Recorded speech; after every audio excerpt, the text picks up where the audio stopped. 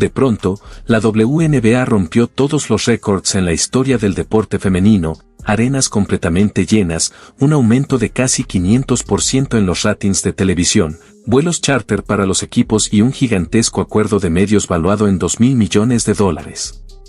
Cuando Caitlin Clark llegó a la liga, todo cambió de la noche a la mañana. Sin embargo, mientras el público celebra afuera, detrás de las puertas cerradas de la Asociación de Jugadoras algo comienza a desmoronarse. Las veteranas que construyeron esta liga no están celebrando el boom económico, están planeando su siguiente movimiento.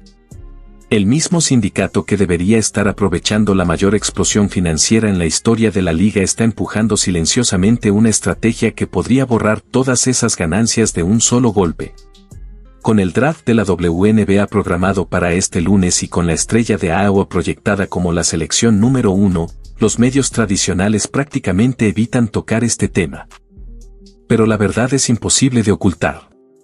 Hace apenas 5 años, si alguien hubiera dicho que la WNBA se convertiría en la historia deportiva más comentada en Estados Unidos, la mayoría se habría reído.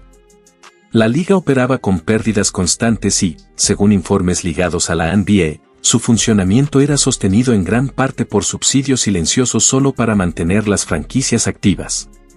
La asistencia promedio en los partidos estaba más cerca de un juego escolar importante que de una liga profesional consolidada. Los patrocinadores no llamaban y las cadenas de televisión no competían por transmitir los partidos. La liga existía, sí, pero apenas sobrevivía gracias al apoyo del sistema que la mantenía con vida. Todo cambió en la temporada 2024 cuando Clark llegó a la Indiana Fever como la selección número 1 del draft. No solo mejoró a su equipo, transformó por completo la economía del baloncesto femenino en cuestión de meses.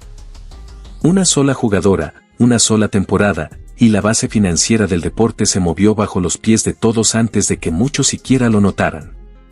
Los números hablan por sí solos. Los partidos del Indiana Fever registraron la mayor audiencia televisiva en la historia de la liga. El draft de abril de 2024 atrajo 2,45 millones de espectadores, un aumento del 307% respecto al año anterior, y los ratings nacionales subieron más del 100% durante la temporada regular.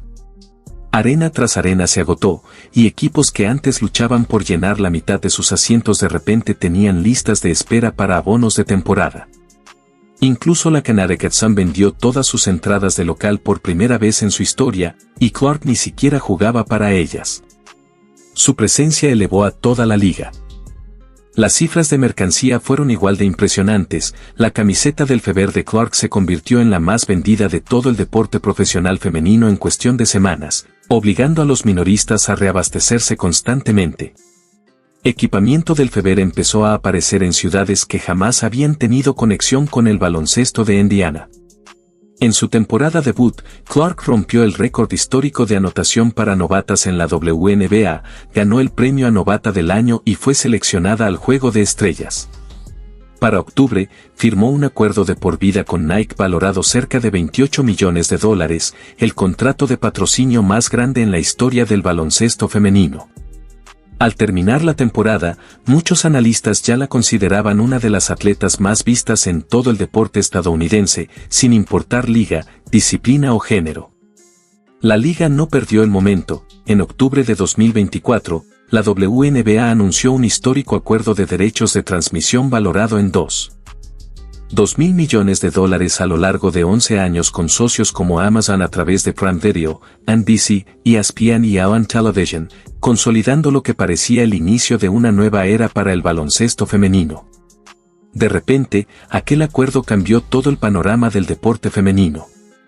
El nuevo contrato televisivo de la WNBA representó un terremoto económico que nadie había visto venir a esa escala. El acuerdo anterior apenas alcanzaba unos $60 millones durante 6 años, pero el nuevo pacto multiplicó ese valor aproximadamente 37 veces en una sola negociación. De pronto llegaron los vuelos charter que las jugadoras llevaban años exigiendo mientras viajaban en vuelos comerciales en calendarios agotadores. Además, la liga anunció nuevas franquicias de expansión y varias ciudades comenzaron a competir agresivamente por un lugar, incluyendo proyectos en la zona de Golden State, Portland y Cleveland. Los patrocinadores corporativos que durante años ignoraron las llamadas de ventas de la liga empezaron a solicitar reuniones, los precios de los boletos subieron y los partidos que antes se transmitían en horarios incómodos fueron trasladados al horario estelar.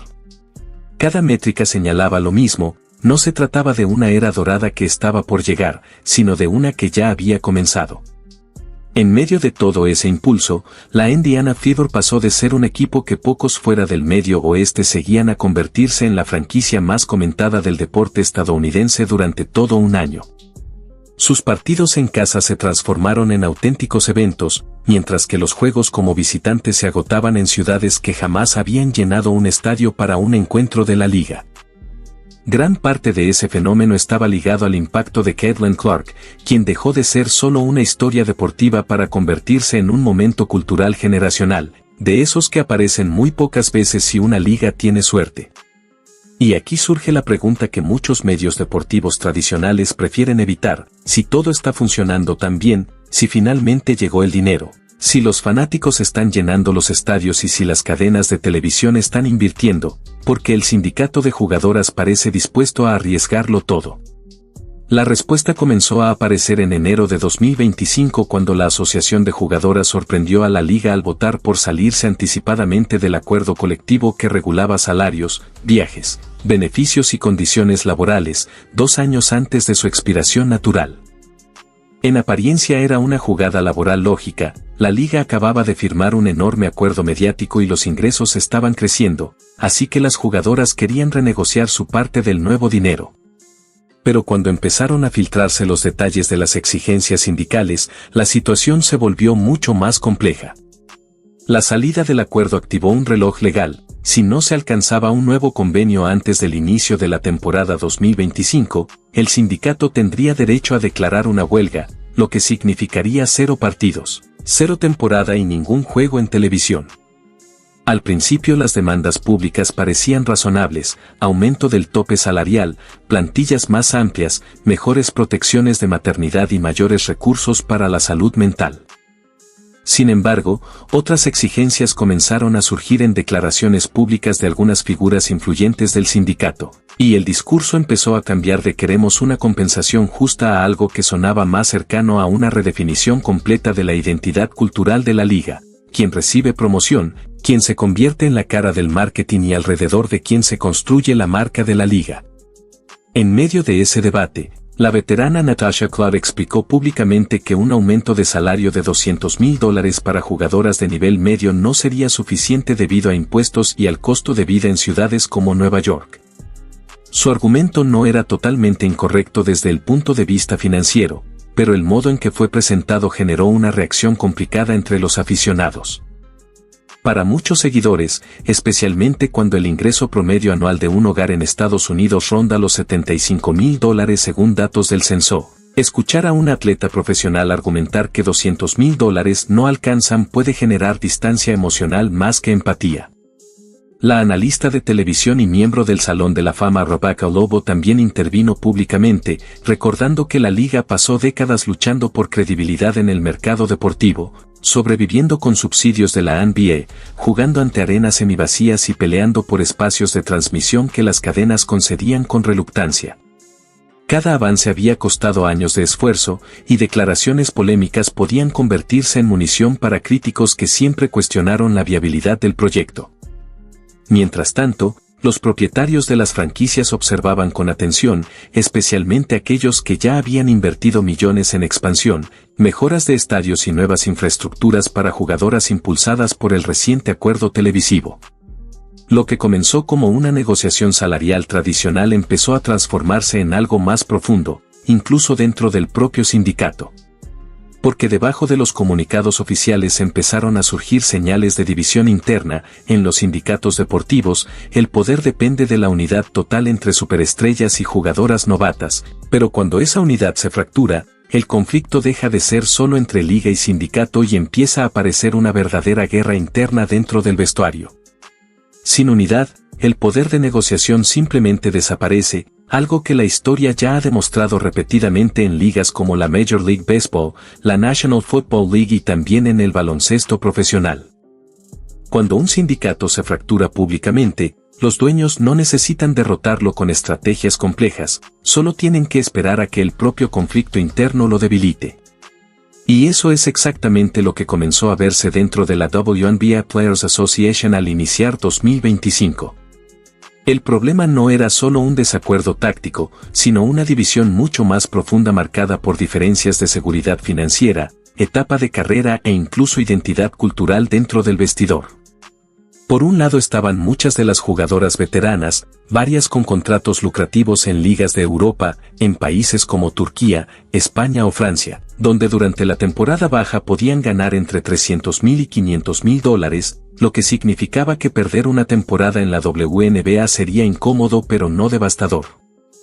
Del otro lado estaban las jugadoras de nivel medio, aquellas que ganan entre $80,000 y $130,000 al año, las de segundo o tercer año que todavía están aprendiendo a administrar un salario profesional, y las novatas que aún no tienen reputación suficiente para asegurar contratos en el extranjero.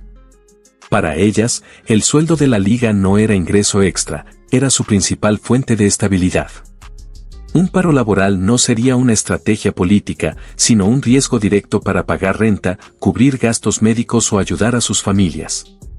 Esa diferencia de realidades financieras empezó a romper la narrativa de unidad sindical, especialmente cuando algunas jugadoras comenzaron a expresar desacuerdos públicamente.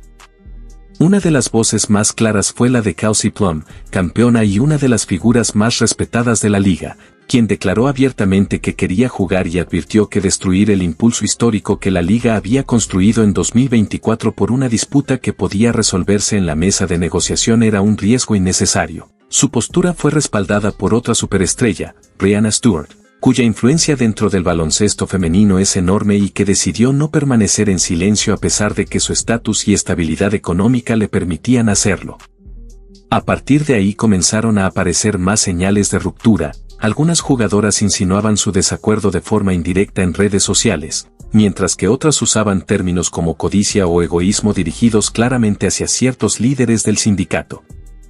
Analistas como Jason Wedlock describieron el momento con crudeza, señalando que la organización parecía contradecirse a sí misma públicamente y que la institución estaba entrando en una crisis interna.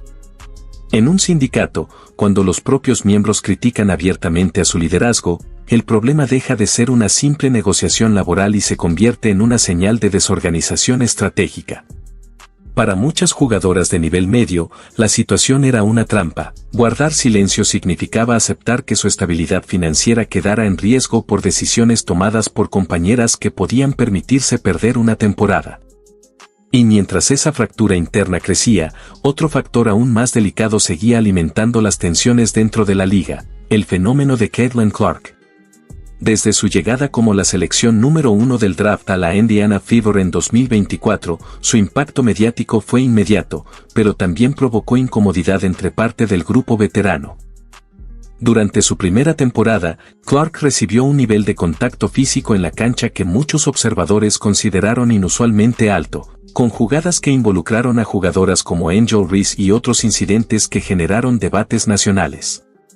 Fuera de la cancha, el contraste fue aún más evidente, mientras su mercancía se convertía rápidamente en la más vendida de toda la liga. Algunas voces veteranas comenzaron a hablar públicamente sobre temas de equidad y reconocimiento para las jugadoras que habían construido la liga durante años. El mensaje implícito era claro para muchos observadores, el éxito comercial de Clark no era visto por todos como una victoria colectiva. En el fondo, el conflicto tocaba algo más profundo que el dinero o el marketing. Durante décadas, la cultura interna de la WNBA había funcionado como una jerarquía cerrada donde las veteranas marcaban el ritmo de la liga.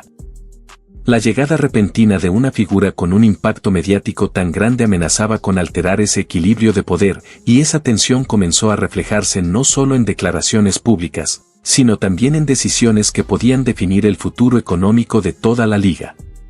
Durante años, las jugadoras veteranas que sobrevivieron a los tiempos difíciles de la WNBA fueron quienes definieron cómo funcionaba todo dentro de la liga. Ellas establecieron las normas de comportamiento, moldearon la identidad cultural del campeonato y controlaron la narrativa pública en una época en la que casi nadie fuera del entorno del baloncesto femenino prestaba suficiente atención como para cuestionarlo. Pero la llegada de Caitlin Clark cambió ese equilibrio en una sola temporada. De repente, las figuras que durante años habían sido las reinas indiscutibles de ese pequeño reino deportivo comenzaron a ver cómo una novata proveniente de Iowa recibía más atención mediática que todas ellas juntas. Los contratos de patrocinio que prácticamente no existían en el baloncesto femenino empezaron a aparecer. Las grandes cadenas finalmente firmaron acuerdos televisivos millonarios y la conversación nacional giró alrededor de una sola jugadora. Para muchas veteranas, ese cambio no se sintió como un triunfo colectivo sino como una pérdida de control. La reacción humana ante ese tipo de desplazamiento rara vez es lógica, suele ser emocional, y cuando las decisiones se toman desde la emoción, las consecuencias rara vez se limitan solo a quienes las provocan. Por eso, en círculos deportivos serios y entre analistas que estudian relaciones laborales, comenzó a circular una teoría incómoda: la presión para llegar a una huelga no sería únicamente por salarios, sino por poder. Si un sector militante dentro del sindicato no puede controlar cómo se presenta la liga, quiénes son sus estrellas y qué valores representa públicamente, entonces preferiría reiniciar el tablero completo antes que aceptar un nuevo equilibrio que no diseñaron. Un paro laboral tendría ese efecto inmediato, frenaría el impulso comercial, congelaría el ascenso meteórico de Clark y permitiría a las veteranas afirmar que la liga no puede existir sin su cooperación. Más allá de si ese cálculo es consciente o no, el resultado potencial sería el mismo. Si se analiza fríamente la matemática empresarial de un paro en la liga, el panorama es delicado. El enorme acuerdo televisivo de $2.000 millones de la WNBA está distribuido en 11 años y está diseñado para sostener operaciones y crecimiento, no para sobrevivir una guerra laboral larga. Las cadenas que compraron los derechos, como ESPN, NBC y Amazon, pagaron por contenido. Sin temporada, no hay juegos y los contratos pueden renegociarse o reducirse. El impacto iría más allá de las jugadoras, trabajadores de arenas, vendedores y empleados de equipos perderían ingresos. Además, el público nuevo es el factor más frágil. Gran parte de la audiencia reciente llegó por los partidos de la Indiana Fever y el fenómeno de Caitlin Clark. Si una huelga elimina una temporada, muchos de esos nuevos aficionados simplemente buscarán otra historia deportiva. Los economistas recuerdan la huelga de Major League Baseball en 1994, cuando incluso se canceló la Serie Mundial y el béisbol tardó años en recuperar a sus fans. La WNBA no tiene ese respaldo histórico, apenas está construyendo su crecimiento. Por eso figuras como Kelsey Plum y Breanna Stewart han advertido sobre el riesgo de perder el impulso. Ahora la liga enfrenta una decisión crucial: proteger el momento histórico que acaba de alcanzar o arriesgar todo en una lucha interna de poder.